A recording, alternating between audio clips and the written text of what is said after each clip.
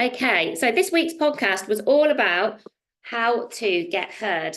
And I'm interested to know from you, if you were thinking about how much of a challenge this is for you, 10 being, this is a really significant challenge for me. I can see that it is holding me back in my squiggly career. It's a real, maybe it's to do with my gremlins, maybe it's just an obstacle based on the culture that I work in. So 10 is, this is a massive challenge. 1 is, I don't really recognise this as a kind of issue for me. Just let me know in chat, or if you can, use the annotation on the squiggle. Where are you on that scale? So let me put some of the numbers on here just to kind of make it slightly easier. So 5, sort of 7, let's go 3 there. Excuse me. I'm a bit croaky this morning because I got stranded at Waterloo last night due to various different police things, I think. And so it took me a long time to get home. Let's just make, there we go, I'll hide the names of the annotators. So we're all friends here. But yeah, how big a challenge is this for you? Let's have a look. Yeah, Steve, really interesting. I thought this, I was like, oh, very dependent on company. I actually was starting to think a bit around, I wonder how dependent this is on who you work for, where you work. You know, I almost feel like there's like the you, like how hard do you just find it? I think some individuals just find it harder than others.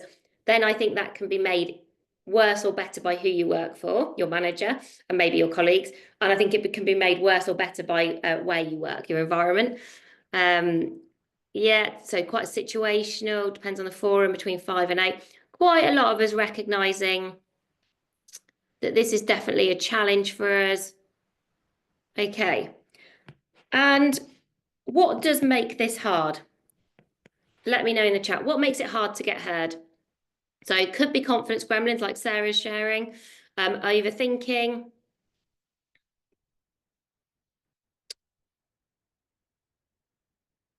The people in the room, how prepared you feel, hierarchy, stubborn colleagues, being invited into meeting, being more introverted, Zoe, yeah.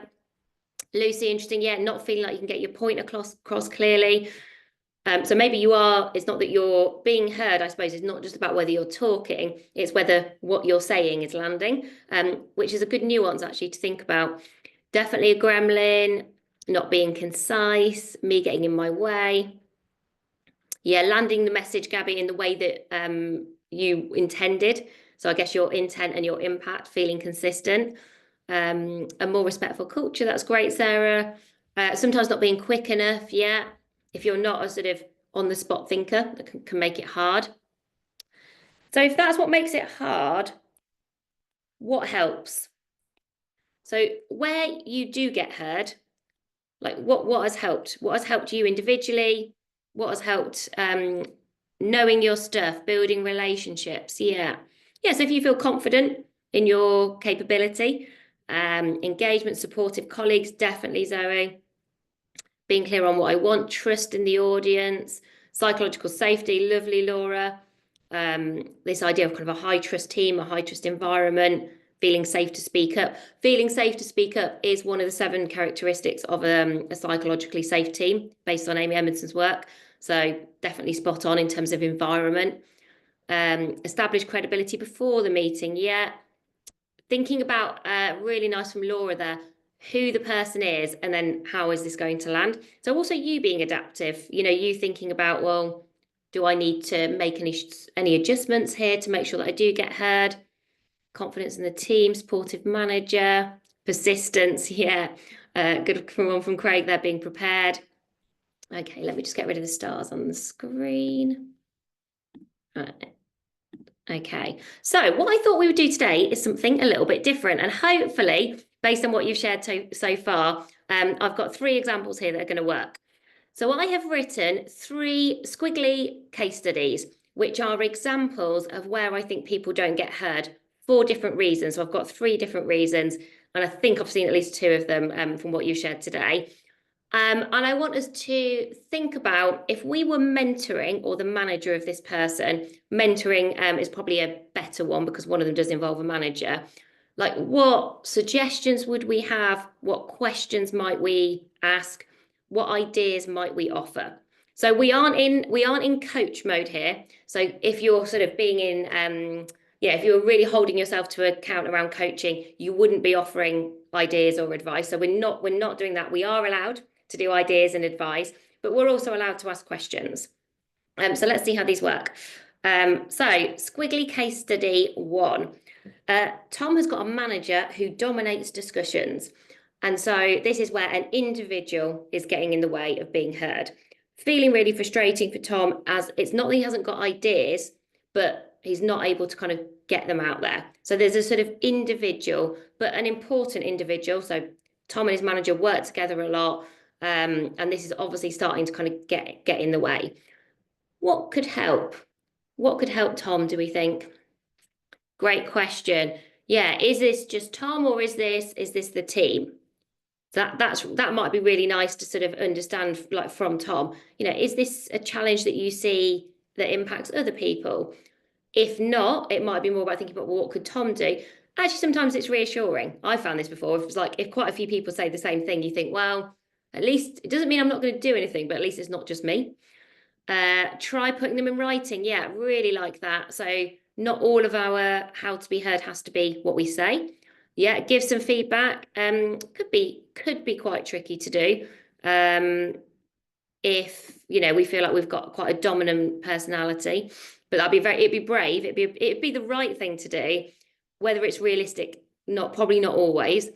Really nice from Anna. So let's think about the situations. Is this all of the time? So is it that this manager is particularly dominant in, say, a team meeting or a group environment? Or is it one-to-one, or is it just all of the time? Is this how this person always shows up? I did work for a manager who was quite like this. And actually, it wasn't that they weren't good. They were good. They were just very dominant. And so I definitely had to figure out a way of, and it was all the time. One-to-ones, team meetings. It was just sort of how they showed up. So I definitely did have to think, okay, well, like, what does that mean for me in terms of how to make sure that I get heard? Talk to his manager ahead of the meeting. Yeah. Lovely, Jess. Ask other colleagues, because it's probably not just Tom. So, like, what have other colleagues found has worked well?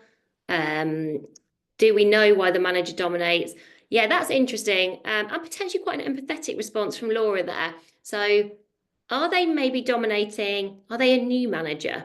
It would be less of a surprise. If you're a new manager, probably not feeling super secure. Do you feel like you have to be the person that talks all the time because you're a new manager? Or is it ego driven? In which case, once you sort of know, you can probably start to work with it. I was actually talking to someone last night who was saying this, that sort of it works for somebody who's very ego based, but almost then they're kind of quite easy to work out. Not maybe always that easy to work with. It didn't sound super fun. But you can figure out like what you need to do to kind of get your ideas heard. Use one-to-one time or a smaller forum. Yeah. Structured agenda. That's interesting from Joe there, rotating chairs for meetings. So can you do anything to design conversations so that other people do get heard, to make it less likely that one individual could dominate? Share some bullets before the meeting. Really nice from Lucy. Yeah, you could call the manager from Sam. I quite like that. You could sort of call the manager, which could be a guy, could be a girl. We'll go gender neutral here, and actually kind of almost ask the question, like, I've got some ideas about how we might approach this process. Like, would it be useful for me to share those? And actually, it's quite confident to then say no. Almost sort of go, well, I'm going to slightly put you on the spot. I actually think that's quite a good shout, potentially, for in this kind of scenario. Or like, when would be a good time for me to share those? So kind of being very clear, you have got something to say. Yeah, it is a bit like how to manage your manager. Yeah. Set up a specific meeting. Jess, yeah, get a new job. Now, do you know what? At some point, that might be the reality. None of us would want to live with a manager for too long who never listens to us. And if we if we do all of the right things and it still doesn't change, there might be a point where that actually is what we want to do. The other thing which I might have missed in the chat is I would also think about, well, is it only my manager who I want to listen to me? Probably not. So if I think back to my example of this, I don't think I ever really stopped that manager from dominating discussions, but I sort of went sideways. I thought, well, who else might listen to me? And who else do I need to influence? And it's never going to be just your manager. And can I get those people to hear me and to hear what I've got to say? And actually, if those people are also quite influential, that also might influence my manager. And that worked quite well. And so actually then I sort of built up a bit more of a reputation sort of separately to my manager. And that could be quite interesting. It's like, well, actually, maybe don't worry about your manager too much, getting heard by your manager. Maybe think about like other people. So that could be interesting. Okay, lots of good advice. Squiggly career case study 1. Scenario number 2. So this is more confidence gremlins based. So we've gone for Max. When I was writing these, I basically used the names of my own family here. So Tom's my partner, Max is my son. So Max worries that what he has to say isn't useful, and he overthinks, which means he doesn't speak up. So the classic, well, is this worth me saying? I'm not sure. And then you don't end up saying anything. So this is very much a kind of a mindset challenge, a gremlins based challenge. What can we do to help Max? Sarah's like, oh, that's me. Well, I hope that might be a few of you in the nicest possible way. I hope that might be a few of you. So I hope that we are helping each other by doing this. Yeah, can we practice, Lisa? Lovely example. Oh, let's get rid of that slightly random line. Can we practice with somebody we trust? Really nice. Try it and see how it goes. Yeah, maybe a bit of worst case scenario imagining could be quite helpful. So saying to Max, well, in the worst case scenario, and you said something and it wasn't as good as you'd like it to be, what would happen? And Max would probably say, oh, well, I might be a bit disappointed, but people probably wouldn't really notice. And you sort of go, oh, okay, that might be enough to get Max to do something different. I think Alistair's suggestion is a great one, finding an ally who can both support you and give you feedback. Max is probably worrying about this way more than anyone else is.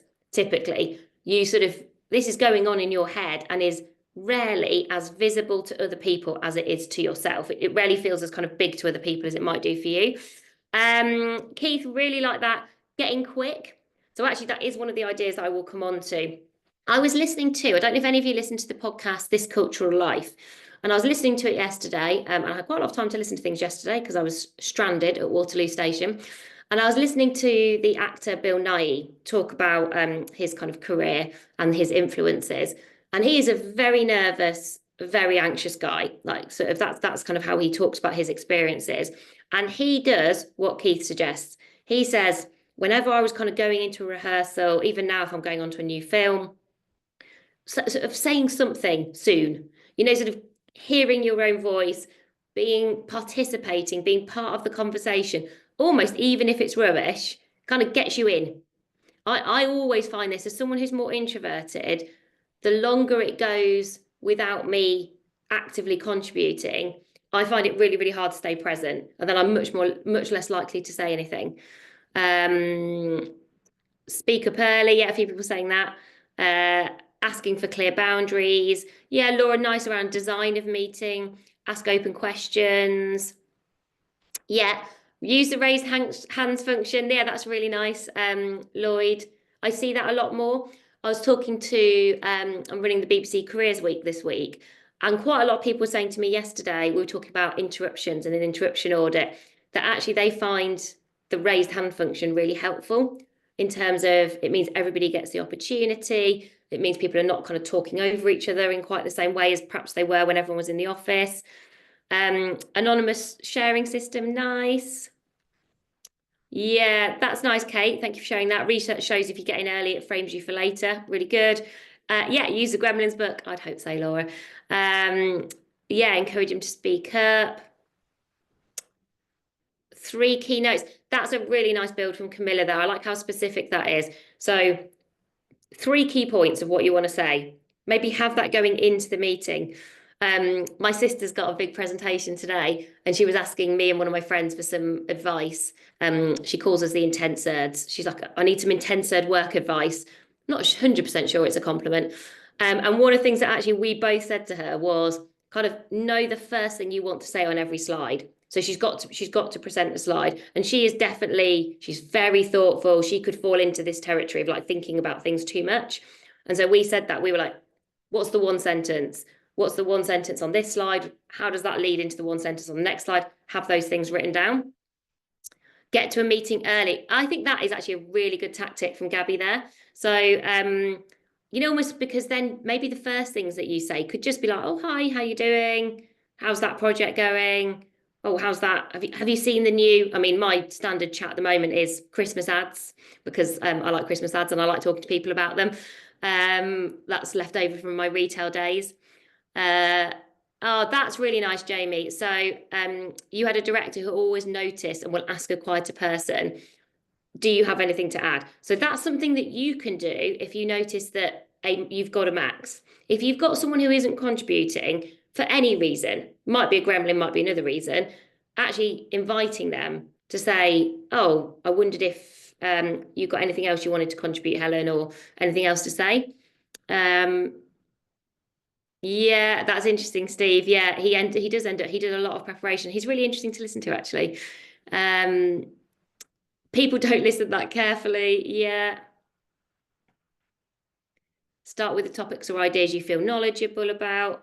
Yeah, that's interesting, Bridie. So when you're if Max was thinking about working on this, you probably don't want to do the hardest thing first. You want to start with what do you feel most confident about? What do you feel most comfortable with?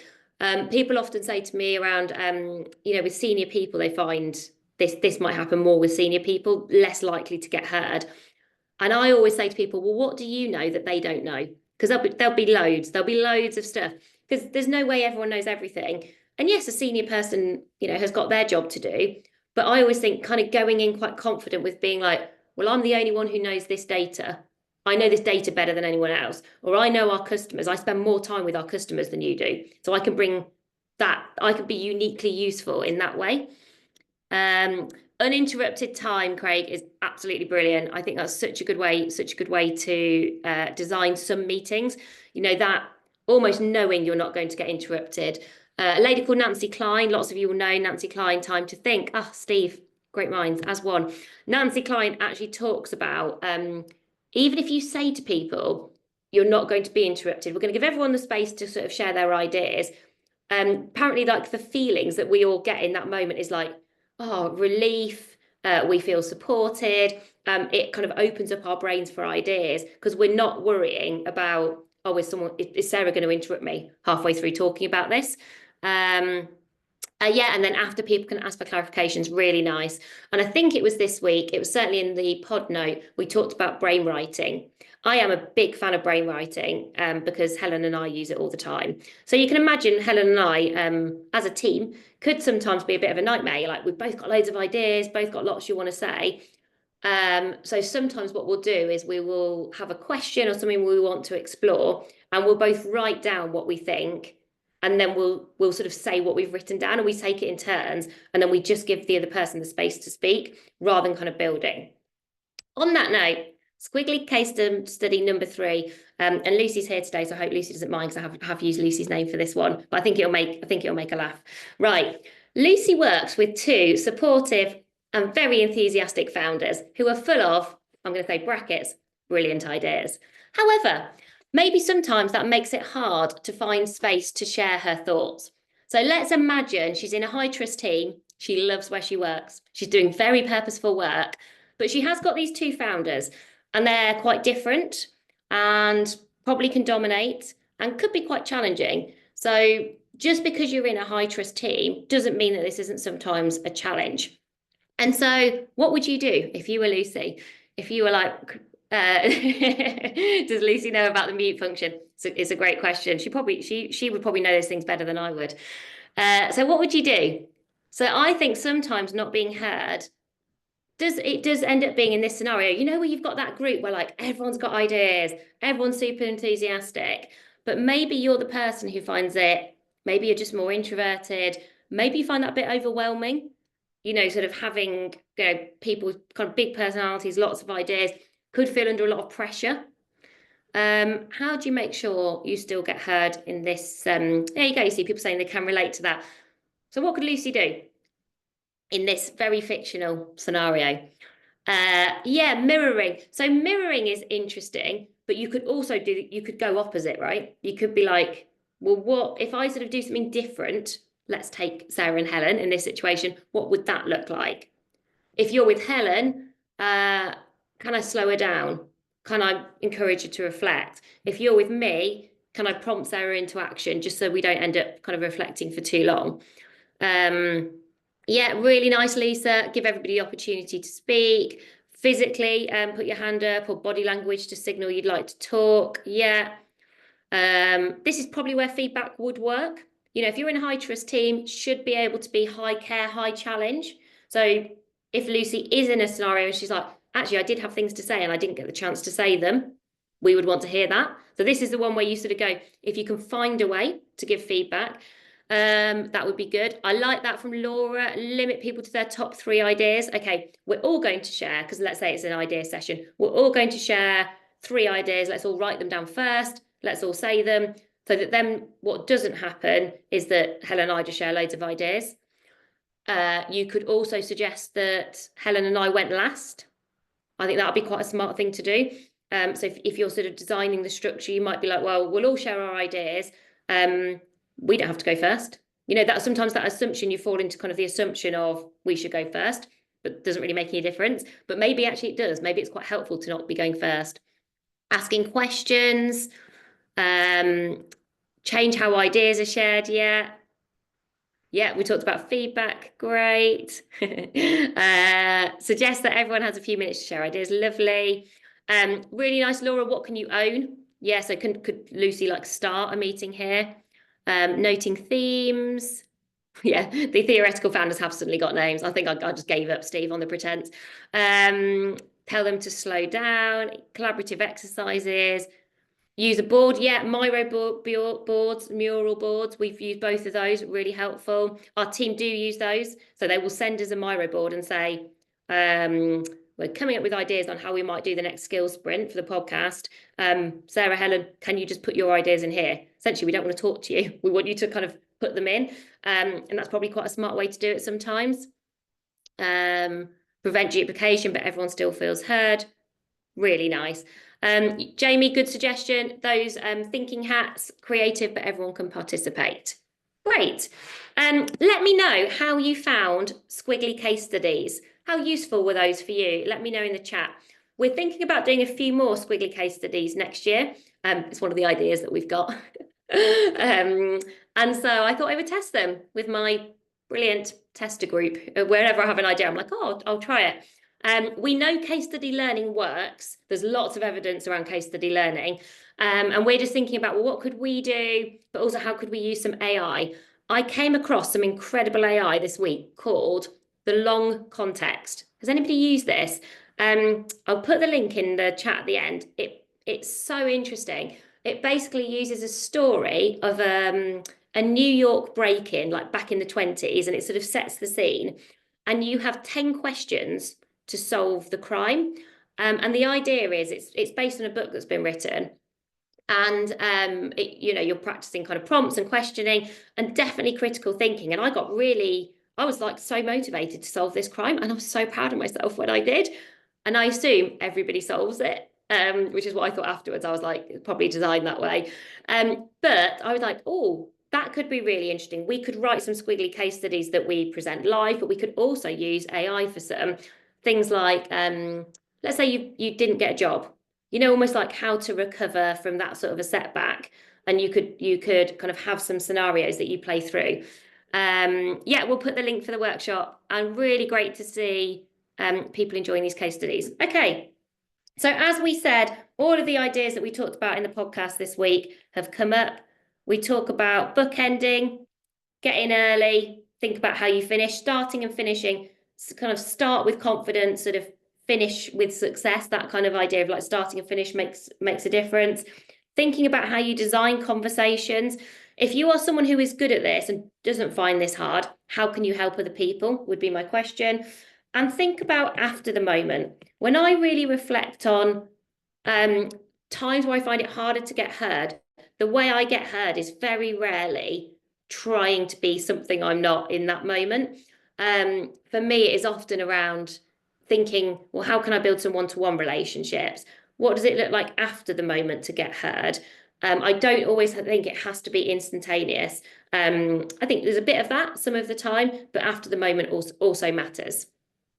So thank you, everybody. I hope you've enjoyed today and those case studies. I am going to save your reflections and your feedback on those. Have a go at the long context if you get a moment. Email me and let me know what you think of it to sarah@amazingif.com. Thank you all for joining. Have a lovely Thursday and see you again soon. Bye, everyone.